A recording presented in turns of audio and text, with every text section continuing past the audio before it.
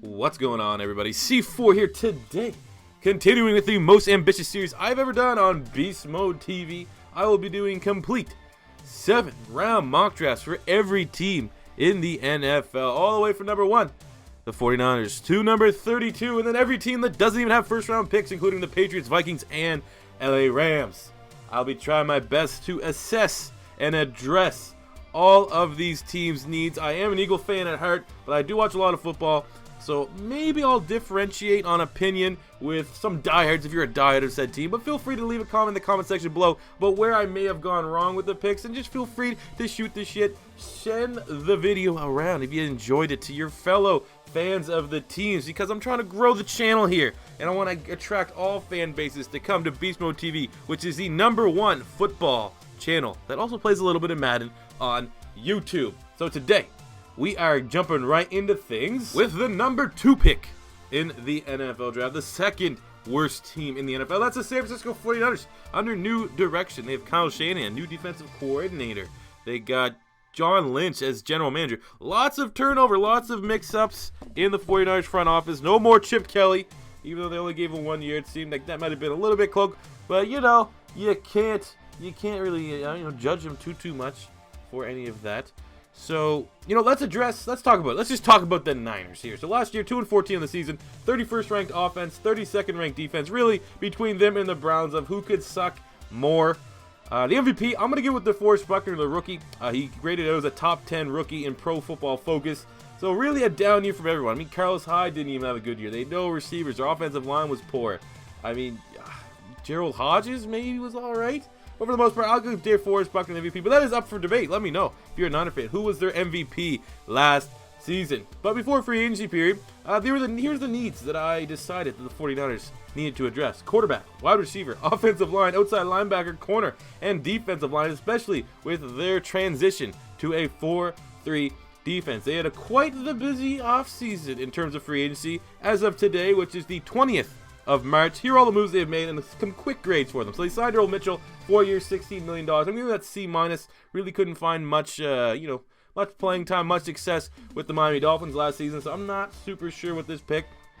I guess, like I said, just getting bodies for that switch to a 4-3. They re-signed Jeremy Curley to a 3-year, $10.5 million deal. He was actually a decent wide receiver. He could get a good quarterback. He could be a, acceptable wide receiver 3, so we'll give that a C+. They released Torrey Smith, which freed up almost $8 million in cap move. He eventually went on to sign with my Philadelphia Eagles, so that's an A move there. Torrey Smith was not working out for the Eagles. However, under a new regime, I think they should have tried to bring him back on the similar contract. The Philadelphia Eagles got $5 million. I think for a guy that can really stretch the field like Torrey Smith, he's kind of what they need still at wide receiver. Opposed, there's a guy that we'll talk about just quickly, but I think Torrey Smith is still a better option than that. They released Antoine Bethea, who freed up almost $6 million in cap, giving that a B+. They signed Brian Hoyer, 2-year, $12 million. That's getting a C. I don't think he's going to be a starter there. You already saw what he did with the Bears last year, and I don't really think, they got him and they got Matt Barkley. So basically, the 49ers, if they don't address the quarterback spot, we're happy, I guess, with what they saw the Bears offense look like last year. A very bad Bears offense, an offense that made them the 3rd worst team in the NFL. So I think Brian Hoyer is a solid backup, but you better not have Brian Hoyer as your starter day one. They got Marquise Goodwin from the Buffalo Bills, 2 years, $8 million. C. I still think maybe Torrey Smith could have came for that similar type of contract, and I would have rather Torrey Smith, but Goodwin can certainly stretch the field, and that's what you need in a Kyle Shanahan offense, as we've seen with the Atlanta Falcons. They signed Kyle Juszczyk, 4-year, $21 million. I'm giving that a B. That's a lot of money. I think that's the most expensive contract for a fullback ever. However, he is the best fullback in the NFL and very dynamic. He can make big plays. Essentially, he's like I don't even know. He's like a combination of a tight end and a running back. But that's a lot of money to play for a fullback. But he is a weapon. They need weapons on that offense. They got Malcolm Smith for a 5-year, $26.5 million. Giving that a C+. He was always solid. I always thought he was a little bit underrated with the Oakland Raiders, but that's a nice little pickup there. Again, need bodies to switch to that 4-3 and starters. I'm surprised, though, they haven't offered a contract with Gerald Hodges. I think he would be a great addition in linebacking depth to have there. They signed Robbie Gould, 2-year, $4 million. He's a great kicker. Was pretty solid with the Giants last year. That's a B.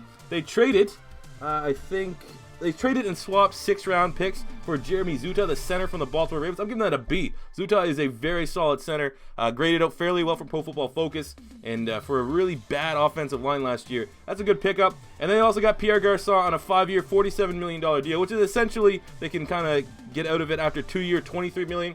I'm giving that a C+. I mean, Garçon, great fit. He was one of the top wide receivers this year's free agency market, but that is a lot of money. I think they well overpaid for Pierre Garçon, but you can't really hold it against them because they have the salary cap and they need to spend it where they can. So Garçon instantly is their number 1 wide receiver there in San Francisco. So do they get a quarterback that can actually throw him the ball? But before we do that, let's just quickly take a trip back down memory lane. Look at that 2016 draft and how the former front office did. I think it was a decent draft. They got some playmakers there. Aaron Burbridge is still on the roster as a wide receiver. They got Jeff Driscoll, former Florida Gator quarterback. But I did like John Thuis, the tackle from Georgia. Rashard Robinson, the corner from LSU, a.k.a. the corner that doesn't like to wear gloves. They got Joshua Garnett, who was my favorite interior offensive lineman last year, and DeForest Buckner, both those guys in the 1st round.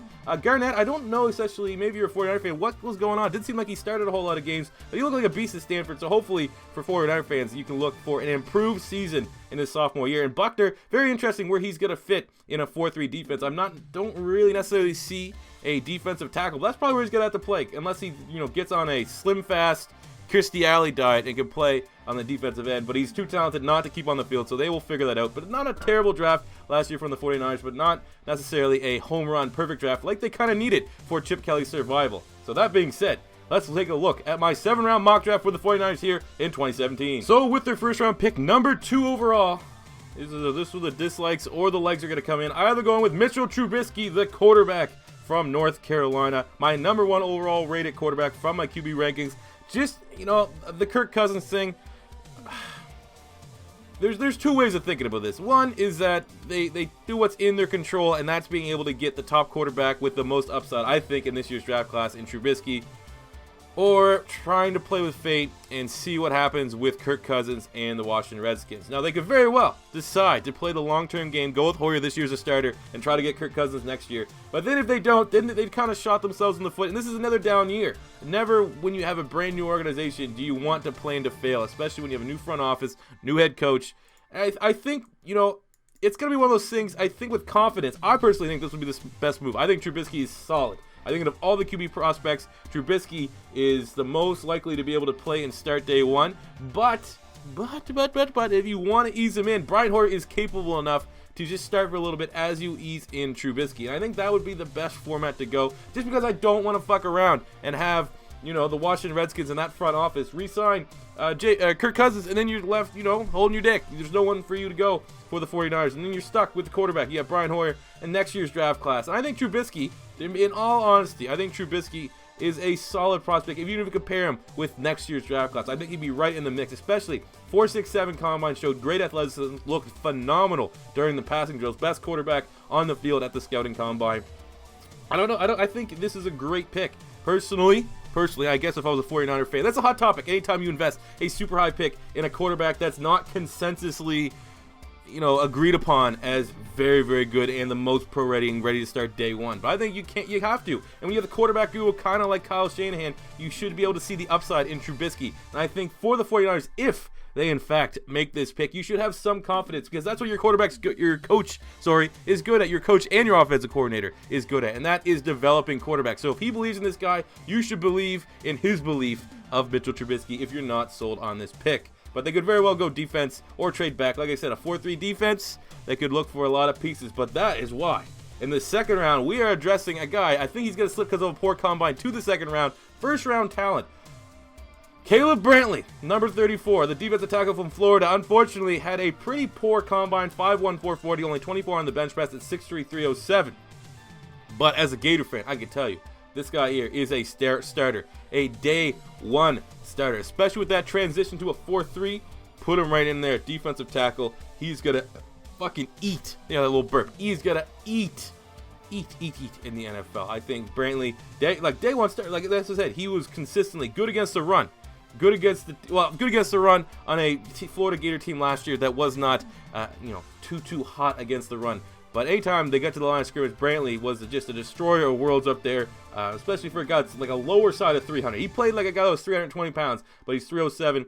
Even though his athletic ability didn't really show up at that scouting combine, I think Brantley, phenomenal value, but because of his low combine, he should be there at number 34 in the second round, and that is a phenomenal pickup, in my opinion, for the San Francisco 49ers to build up that front four and that new 4-3 defense.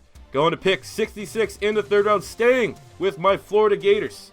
They're getting some safety help, and that's going to be Marcus May, the strong safety from Florida. Again, this guy's going to be an absolute steal. Was injured, so was unable to go to the scouting combine, but I think he is going to be a phenomenal starter in the NFL. And I actually think he was my number one sleeper overall out of any position in this year's draft class. I called Brian Poole last year, who was very successful with the Atlanta Falcons, and Marcus May is even better than that, man. Marcus May, but let's play. Marcus May and Keanu O'Neal. Everyone regretted Keanu O'Neal with the Atlanta Falcons. He was a monster. He's a beast. Marcus May is just at that level. I'm not going to say he's better than Keanu O'Neal, but he is right at that level. Both those guys played incredibly well together with Florida. Kind of a yin and a yang, if you will. But I think Marcus May's playmaking ability in the box, he loves to throw some hits. Pair him back there with Eric Reed, and you're going to be looking mighty fine for the San Francisco 49ers. You got to work on that back end. You got John Lynch, a former safety. He should know a safety when he sees one, and that is Marcus May to a T, addressing a need. Because I think you really do need to get another safety here for the San Francisco 49ers to pair with Eric Reed. I think Eric Reed still, obviously everyone had a pretty bad year on that defense last season, but I think there is still plenty of talent there with Eric Reed. But Don Jones is your starting strong safety. Marcus May, instant upgrade, compete for starting minutes in the third round. That is tremendous value. Jumping to their first of two fourth-round picks at 109, I have them going wide receiver Chad Hansen from Cal, 6'2", 202 pounds, 4'5", 340. Ran a little bit slower than some guys expected, but this guy still, don't get it twisted, is a deep ball specialist. You'll be able to come in, I think, Chad Hansen, looking at their depth chart, compete for that third wide receiver spot with Bruce Ellington right now. With Pierre Garçon, Marquise Goodwin, I think a guy like Chad Hansen probably has better hands than Marquise Goodwin. Not as fast, obviously not a sprinter, but I think, you throw Chad Hansen in the mix, he can compete right away with Bruce Ellington and Jeremy Curley for some starting minutes right away. Great hands, great deep ball threat, exactly the kind of playmaker that they need. NFL Pro comparison was Alan Hearns of the Jacksonville Jaguars. Remember the year he had a couple years ago for them as a rookie out of the University of Miami. I think Chad Hansen, very nice, will be there because I think some people actually had him mocked as a second-round pick because of that low-ish 40 time for him. He will be there in the fourth round and will be a great addition to that wide receiver core. They have to rebuild everything. It's like a realistic rebuild with the 49ers. Defense, offense, all needs to get done, but get Trubisky a nice, big-time, deep threat with solid hand target in Chad Hansen. Then with the second, fourth-round pick, I have them kind of going with a reach. Some people may think it's a reach, but I think you look at his tape, he is a monster. And when you're going to a 4-3, he could start defensive end in special blitz packages and eventually, with an offseason training program, be a down starter, I believe. And that's going to be JoJo Mathis from Washington, defensive end, but projected in mocks anywhere from the fourth round all the way down to the seventh. But you look at his tape, very minimal tape because he got banged up at Washington. He was maybe one of the best players, if not the best player, at the beginning of the season for Washington. And that was a defense that had Sidney Jones, Kevin King, others, Elijah, I can't remember his name off the top of my head. They have push play. That's a Washington defense that has like 5, 6, 7 guys that are getting drafted in this year's draft class. JoJo Mathis at times look like the best. Just obviously, you have to be kind of worried about his, injuries. But if you get him healthy, I think immediately as a day one starter can contribute on special teams, which is not you don't want to hear for your fourth round pick in a team that you need starters right away. I think JoJo Mathis can develop into a phenomenal edge rusher, and that's what you need to do. You need to kind of take a gamble on a guy like this that has incredible upside in the fourth round. Going to pick number 146 in the fifth round, I have them going Chad Wheeler, offensive lineman from USC, can play everywhere. Center, listed as a center on the NFL website. I see him more as a tackle, as a 6'7", 306 right tackle. Just tremendous depth and a guy with some upside, 4'5", 840. Only 15 on the bench press, which is a little bit disappointing. But I think he's another guy, swing tackle, that will eventually be a starter just to add depth to that offensive line, because that's what they need to get there with the 49ers. Build both lines, especially on the offensive side of the ball, and Chad Wheeler would present phenomenal depth and incredible versatility, which is what you want in your depth offensive lineman.